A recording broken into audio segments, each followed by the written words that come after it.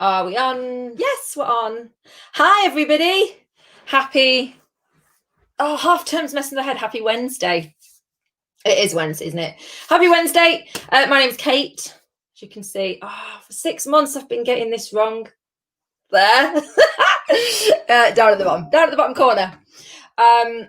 Happy Wednesday. What are we having? What are we doing? Why are we here? Is it inappropriate to still have a skeleton's legs hanging from your ceiling? In my house, I kid you not, that will last till March. Hi, Louisa. I've got all the G&T team lined up down here. It's like a gang, like a whole gaggle of them have all come to me. It's normally just one distiller, but they're all here. And we're live on the G&T page. Got to behave myself on someone else's posh feed, like posh Cornwall, posh tea, posh gin, like really nice branding, like dead posh. I'm on their page as well. It's 2020. Nothing is inappropriate. How very true that is. So good evening, everybody. We're on all the Sip and Share feeds, I think, and on G&T's page. So if you haven't met the makers before, tonight is the night when four become one. I think I won't keep on singing that. So got myself a glass, filled it with gin and tonic. I'm on tonight the Great Earl gin. So let's talk to them, shall we? Should we see who they are? This bit always makes me feel like I'm on blind date, like I introduce them one by one. Hi, Louise. Oh, Pentland Hills, then trying the 8 tea days. Always messes with me. Let's talk. One of these lot is responsible for naming this stuff, I think. So let's talk to her about that. So let's bring on the team. Let's start with Liz. Thank you for the beautiful singing compliment. Let's start with Liz. Hi, Liz. Hiya. You're up first. I'm from G&T, and I'm from. Where are you in the world, Liz? I'm Cambridgeshire, a place called Godmanchester. Lovely little place it is, just north of Cambridgeshire. So I'm a bit miles away from Cornwall a little bit, but I travel down there often. So wow, they brought someone else in further afield. Let's see. Absolutely, my knowledge, yeah. Let's see who else we've got. Let's see Kirsty. Hi, Kirsty. Hi. Hi, lovely. Where in the world are you, Kirsty? Just over the border in Devon. Nice. Over the border in Devon. Very nice. And last but not least, to the squad, to the team, we've got a whole gang. Hi, Chris. Good evening. Hi. Look, Chris is like proper branded behind him. We're doing it. Commitment. I love it. Hi, everybody. Hello, lots of love. Hi, everyone. So hi, G&T team. Hi. Welcome. Hi. Welcome to Sip and Share. Thanks for letting me take over your feed as well. So first of all, I'm going to ask the question, who came up with the name and why the hell hadn't someone done it before? And how did you get the URL? And T, who did that? Well, it's got to be Chris. Yeah, I'll take that one. So basically, I've got my own tea and coffee business. We've been running for 3 years down here in Cornwall, but probably about 8 years prior to that up in Manchester, where I relocated from. And literally one day, Liz was coming down for one of her many, many times a year visit down to Cornwall, which is her second home here with me and my husband. And I thought, let's do something different. We love gin. Let's try some of the teas in some gin. Just got a standard bottle of gin off the shelf, tried steeping some of the tea bags in it and came up with 4 blends, which greeted Liz on the doorstep when she arrived. And obviously halfway through the first one of those bottles, we thought, hang on a minute, we could make something of this. So then we spent a year basically developing the process, trying all the different teas that we have in our existing range until we created the range of 3 that we have. So Liz was just, so is Liz a friend? Are we friends and colleagues? This sounds lifelong friend, Liz. Yep. Yeah. So Liz is a lifelong friend, rocked up at your house and you went, guess what? We've been messing around with some tea and some gin, and Liz is like, yes, of all the weekend. Why hasn't it been done before? That's what we couldn't believe. We couldn't believe it hadn't been done. So I think that's why Chris suddenly went on then and got the domain name as quick as possible, just before anyone else came up with the idea. So we were quite lucky to get G&T. So, Yeah, we Liz, were. you know that Chris has been, and I'm sure you do very sophisticated stuff, Chris, but Chris has been messing around with tea and coffee for ages and made it a business. Nice, from Manchester, where I am also originally from, so big love to Manchester. Liz has been for years. Liz popped down, landed with a bottle of gin, and then Kirsty, I'm going to unmute you, Kirsty. How did Kirsty get involved? Well, Are you taking that one, Kirsty? Yeah, how I got involved, yeah, if my internet connection stays up. Yeah, basically I've been working with Chris on the kind of tea side of the business, and yeah, it was obviously kind of involved from the get-go on kind of fusing the tea distilled gin idea, really. And yeah, it's been an exciting roller coaster ride of a time. So when did you start? I'm going to meet you again for a second, Kirsty. Chris knows it's with love because we've already chatted about this. So, Chris, I'm going to ask you, when did this first start? When did you first go, oh, look, these tea bags? Did you like rip it open? Were you a bit pissed? Did you rip it open with your mouth, tea bag, and throw it in a bottle of Gordon's? I mean, what happened? More civilized, I think. It was, you've glamorized it a little bit there. It was in tea bag form in a bottle of Aldi gin, believe it or not. Hey, we all have to start somewhere, yeah. Absolutely. So, and we figured if the tea could make an Aldi gin taste good, which is quite a good gin anyway, but if the tea could enhance that, then what could it do if we actually started the distillation process with the tea? Yeah. So you've been making, and you and Kirsty have been working together, making specialist tea blends and coffee blends and stuff for the past few years in your Majestic, is it Majestic Southwest, your business? Yeah, Majestic Coffee Southwest. Yeah. Okay, so that's been happening for a while. We got together. Sorry if we hear talk back. I'm so sorry, tech. Got together, and what month was it again? Just remind us, what month was it? Was it this year? Was this lockdown? It was the actual first incident of tea and gin was Christmas before last, when Liz arrived for a Christmas visit. And this sounds like an annual Christmas visit. Yeah, this is an annual Christmas visit. So Liz, be honest, right? So you weren't in the tea trade and the gin trade. What did you think when you were presented with, here, just try this for us, Liz, and see what you think? Well, I'm not going to turn down a gin when it's presented to me. Good. That's I like the idea. So anything that's gin involved, then it's got my attention straight away. So when Chris obviously came with the idea, our minds are both go overdrive. Like, what can we do with it? What can we do with it? So as soon as we got on board with that, we just go crazy with where it can go, what flavors can we do, and stuff like that. So, and who, I'm going to ask Kirsty. So who was doing this? Because we're talking about tea infused gin. Has this been done before? Is this brand new? Is this happening overseas? Why hasn't this been done before? I think it's not that there aren't a couple of tea distilled gins out there. I just don't know, that I don't think there's a huge kind of market that's been tapped into. We want to create something a bit special, and we use obviously whole leaf blends, and obviously they're carefully selected with special botanicals from around the world as well as locally in Cornwall. So what we offer is a little bit niche, I think, to what else is out there on the market.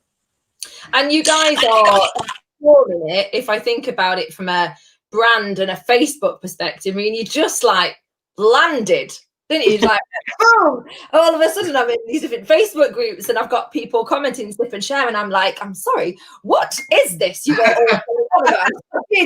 I am messaging this woman, I think I emailed Kirsty, what is going on with this stuff? So when did it really, Chris, when did it land? So, we first tried it a Christmas and a half ago, 2 Christmas ago. When did it first go, right, oh my God, we have got it, we've branded it, we're about to get it out there?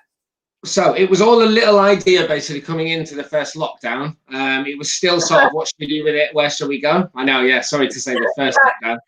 And then it was basically, I mean, it was hopefully, you'll all think that it's one good thing to come out of the original lockdown was the fact that it gave us the time when I wasn't out on the road all the time and Liz wasn't busy with her clients and Kirsty wasn't doing her endless admin for me that she manages to manage so well. And basically, we all then knuckled down and said, come on, if we're going to do something with it, now's the time. This is the most space time we're going to get with each other. Let's do something with it. So literally between the start of lockdown and probably July, we basically nailed everything on. So we had the brand name already. Liz worked her design magic on the actual branding itself. Originally, we were launching with a range of gin liqueurs as well, which we wanted to do alongside it. Yeah, we had lots of it would be all dessert themed. So we had like a red velvet oolong tea, which we were going to make into a liqueur. But when we actually got into the process, and a lot of people who've tried making gin at home and things like that will know it's not as easy as you'd think it is. It's quite a difficult process. And Kate, you'll know from actually tasting them, and thank you for that original tasting that you did for us. We've created 3 very, very distinct, very different from each other gins, but they are all distilled from tea. And just following on from what Kirsty said, there are other tea gins out there, but the majority of them are actually flavoured after the distillation process. Right. Ours are clear gins because they are purely distilled with all of the flavours and botanicals that we've put in there. So it does set them aside. And obviously the last thing is that we're ploughed to bottle as well. So in actual fact, the potatoes are grown on the farm where we distill our gin. So we are literally born of Cornish soil. Yeah. I think there's a few things. So there's a few things about that are impressive. One is that they do all 3 of the flavours that I've tasted taste really, really good. Very clear flavour profiles.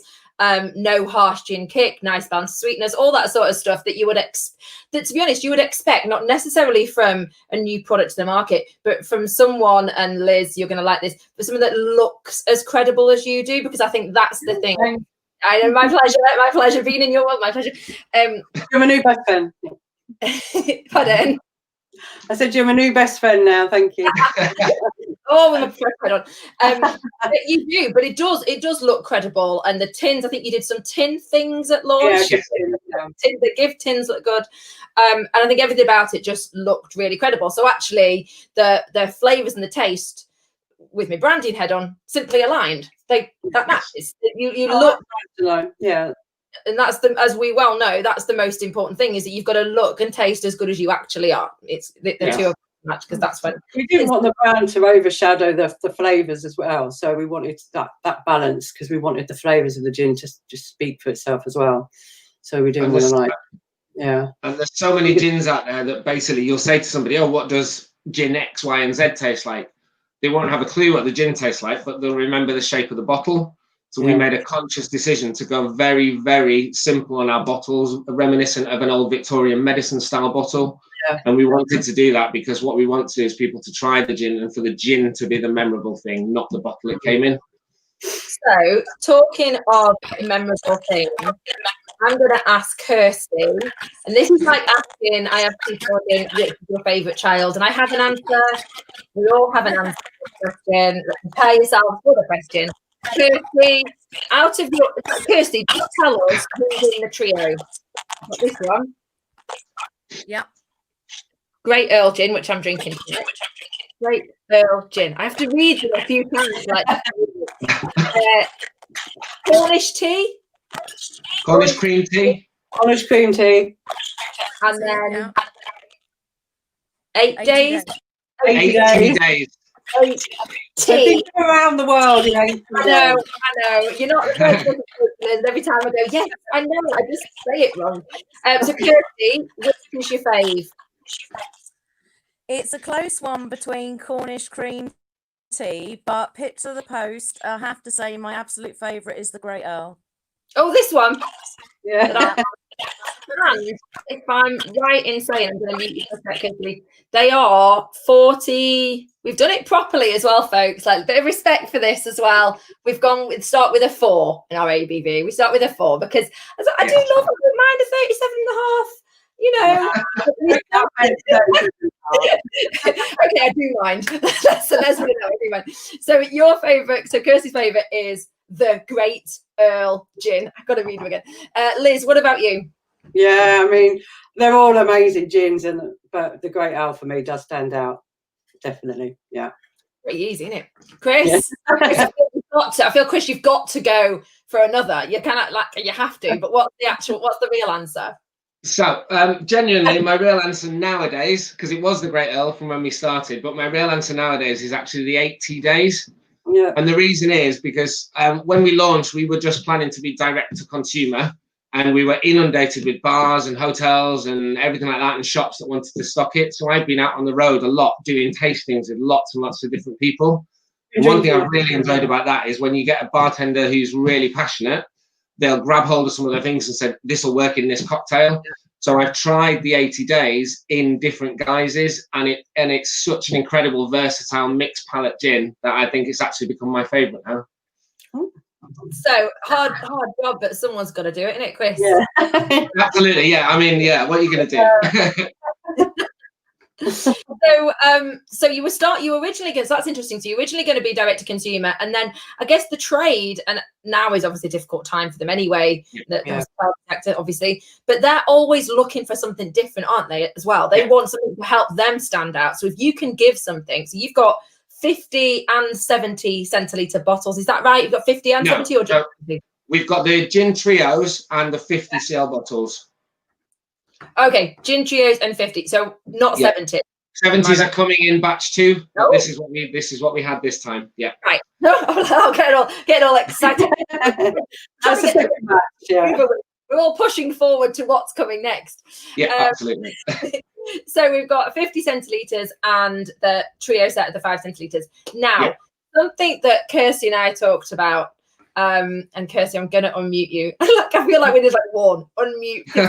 Kirsty talked about it. We talked a bit about charity the other day, and we talked in particular about a children's charity.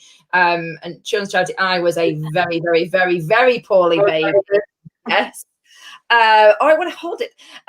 So that is your trio down in front of your face. Oh, you're down, are you? That's it. Got it. So that is a trio tasting kit. Now, is that the same trio tasting kit that people can buy on your website at the moment? Is that the same 3? Yeah.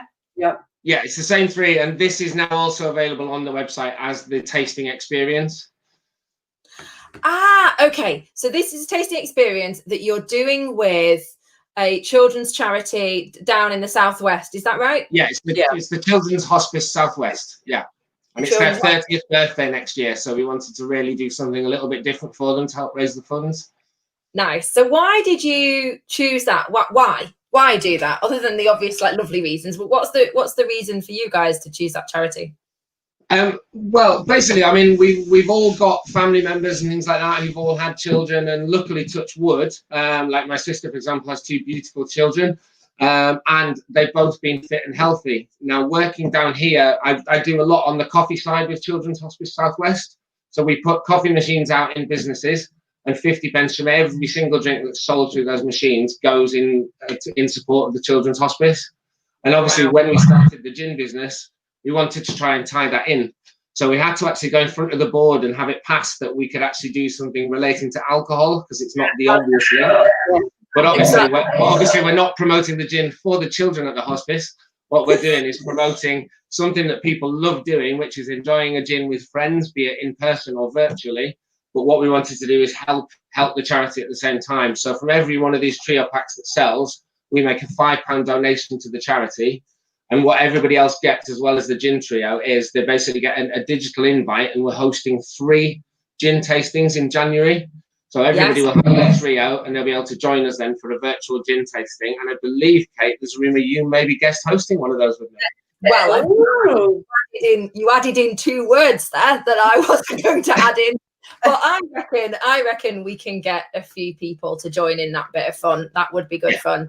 So raise a glass, raise a smile. Yes, absolutely. Raise a glass, raise a smile. Yes. Or if you're some of my lot on Sip and Chat, fall asleep on camera. And, raise a glass. So is that the you have kindly given? Well, let me say the reason why I am really keen to get involved in that is because I was a very sick, like you know, I hate to say world famous, Liz, but it's kind of true. Sick baby a very long time ago, and so anything that's children's charity, children's ill health stuff related, I'm absolutely well up for. So we're going to talk about let's do that. Let's do that in January. That would be a good, nice, fun thing to do in January, I think, as well. And you have kindly given the Sip and Share membership squad a really special offer. Now you're going to have to remind me: is that on your trio set or is that in the charity related bit? That works on both. Yeah. Okay, cool. Amazing. So I will make sure. So for anybody who is a Sip and Share member, of which I know there's lots of you watching because I can see your names, if you buy through our membership shop, if you buy the trio kit, you get the tea bags. It's free delivery, isn't it? And you get these 3 tea bags, 1 for each flavor. Is that right? No, it's a little recycled cardboard cube, and each one has 3 tea bags of each blend, so you get 9 altogether. Yeah. Amazing. So one of the questions that we've just been asked is, what tea do you use in the gins? Louise, we might figure the answer to this out if we buy one of them kits. Yeah. So what I'll do, I'll give you a little outline, because obviously we blended the teas like we blended the botanicals, so there's a lot of complex things in there. But the main tea is a Sri Lankan black tea in our Cornish cream tea blend, and that really comes through before you then get the hit of the strawberries. The 80 days is actually a fruit infusion tea, so that doesn't have any caffeine in it at all. So it's a slightly healthy one, maybe. Let's pitch it as that. But that actually, the tea that we made in that is actually a blend which was originally called the Royal Tea, and it was commissioned by the Princess Michael of Kent to actually be the official Royal Tea, and that's the origin of our 80 days. So yeah, it was actually going to be called Royal Tea Gin to start with. But then as we blended more and more teas and botanicals, it was very clear that one in particular had so many ingredients from around the world in that we wanted to go with the 80 days around the world. And then finally, the Siberian ginseng and, again, a Sri Lankan black tea in the Great Earl. So they're the origin teas, but obviously there's a lot more going on in the teas as well. There you go, Louise. Louise is one of my gin lot. So I reckon, always up for supporting charities. Let's do that in January. Have you got your dates confirmed in January already? No. So what we're going to do, we're going to let people buy these, and then on the back of the pack, if we get it the right way around, there's an invite to go onto our website. There's a little code that you put on from the pack that you receive, and then what you'll do, you'll be given a list of dates. So there'll be 3 date options, and then people can pick the one that best suits them. Fab. Well, I'll tell you what. Well, let's try and coordinate some Sip and Share malarkey members to all pick a date, so we'll all do the same date. Yeah, all do it together. Yeah, then we'll all do it together. Honestly, they're all desperate for it anyway. I mean, it's lockdown. We drink tea, so we'll be absolutely fine. Let me put your website link in. GandT.co.uk. No, .uk. .uk. Yes. He's a cheeky monkey that's bought .co.uk. We'll have that in the next couple of years. Yeah, believe it or not, it's a cafe in New Zealand. Really? Yeah. Wow. What do they need with it? Let's see what they do with it. Yeah. Okay, so we've got the charity stuff coming up in January. We've got the gift sets that are on sale that you're selling on the website now, and we've got the really kind offer for the Sip and Share membership stuff. Lovely. So what next? Like you've mentioned, Chris, you mentioned liqueurs. Kirsty, I really want to unmute you, darling. I'm going to unmute you. What's in the plan? In actual fact, the plan, so I'm going to talk about it a little bit. We're about to start working with one of the major brewery companies in the UK, and we're going to develop a 4th flavour that's going to be exclusively available through their 18,000 outlets. So that's something that we're working on at the minute. There's a big meeting on Monday. But in actual fact, what we wanted to do was create 3 gins and create really good gins. And I think we have done that. And hopefully your members, as they get to experience them, they'll agree with us on that. So what we actually wanted to do then was dip into other areas of the alcohol market. And rum is next on our list. And then after that, we're doing tequila after that, which is tea distilled tequila. And this is why, so I woke up a dog. And this is why I didn't call it Gin and Share, because of exactly when distillers and producers say that. Yes, exactly. Yeah, exactly.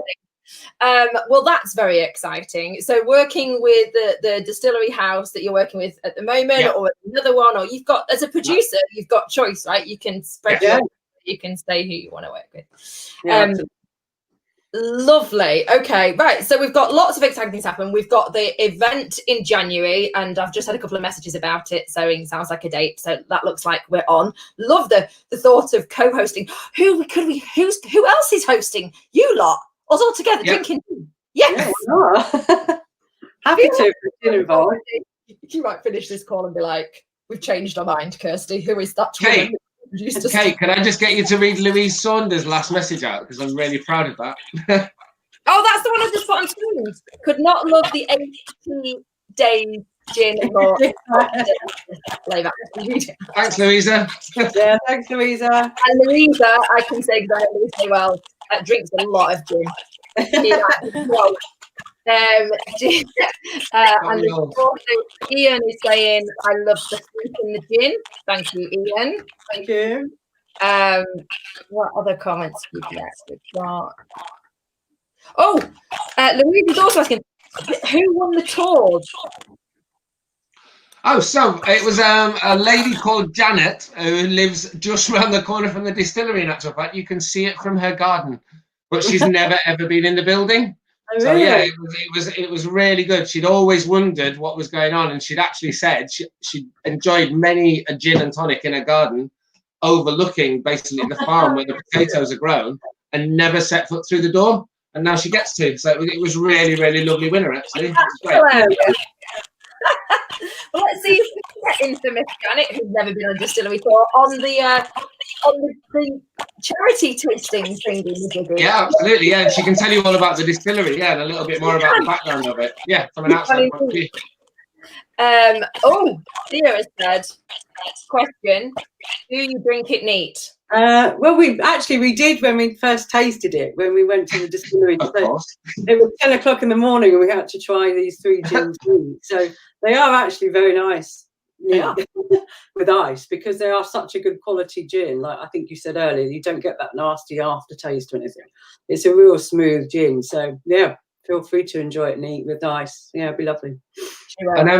And Kate, I don't know if you saw our live launch event that we did, but we had I can't name the station, but we had a local radio breakfast show host who hosted the whole thing for us. Oh, yeah. He came up with the idea of trying the Cornish cream tea frozen down as possible on pancakes on the morning. Now I know for a fact, since the live went out, she's enjoyed that for breakfast pre-show several times. I was going to say, so nice and chilly, not frozen, for obviously it won't be, but nice and chilly. Yeah, so it goes nice and gloopy. Yeah, absolutely. Nice. Yeah. Very nice. Well, there we go. Right then, well, I feel like if we're going to be some sort of co-hosting, I need to bring a breakfast gin solution. Absolutely. Or Christmas and lockdown to think about it. Yeah. All right, folks. So we've got lots of exciting things in the pipeline. We're going to be doing this January thingy-majiggy charity gin fun. Can you get anything better? No, I don't think you can. You've kindly given us the offer, and that is on the shop now. Chris, I don't suppose you've got any tea bags you can hold up? I mean, I think I know what a tea bag looks like, but just for this. You know what? I haven't. I've let myself down there. No, I haven't. I was focused on my gin. Sorry. Well, no, you made the right choice. If we had to choose between tea and gin, I mean, you are G and T. We so are both, We are both, yeah. All right, folks. Well, Louisa said I could do waffles with it. Louisa, I'm shit at baking. Absolutely, Louisa. Absolutely. We'd like photos uploading to our Facebook, please, Louisa. That'd be great. Yeah, we want. What I will say is there's a little gang of I've got a little group of ladies who are gin ambassadors, and they do tastings and they make stuff. So a couple of weeks ago, we did 5 ways to use coffee gin, and one of them made a tiramisu. So brilliant. I know. It wasn't me. Of course, all of those sorts of skills. Right, folks. So let's let everybody crack on with their midweek wine Wednesday, gin Wednesday evening. And I'm Kirsty. I'm sending you all a big love. I'm so sorry I've had you on mute for so long. I'm so sorry. The joys. I've been trying to do that for years. Great laptop.